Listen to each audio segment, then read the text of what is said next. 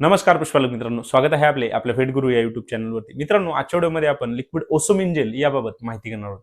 मित्रांनो, आपल्याला या ओसोमिन जेलमध्ये त्या ठिकाणी कॅल्शियम दिलेले आहे, पोटॅशियम दिलेले आहे आणि मॅग्नेशियम दिलेले आहे.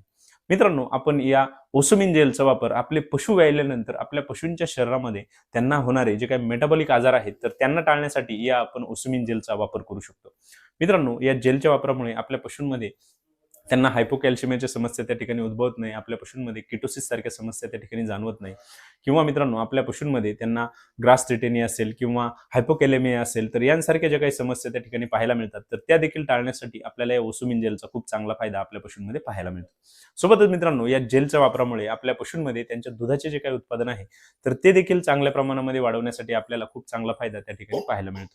मित्रांनो, आपल्याला जर लिक्विड ओसोमिन जेलचा वापर आपण आपल्या पशूंमध्ये कुठे करायला पाहिजे, कधी करायला पाहिजे, या जेलचा आपण डोस कशा पद्धतीने द्यायला पाहिजे, या विषयावरती जर सविस्तर माहिती पाहिजे असेल तर त्याचा व्हिडिओ आपल्या YouTube चॅनलवरती अपलोड केलेला आहे. आपण तो नक्की पहा. धन्यवाद.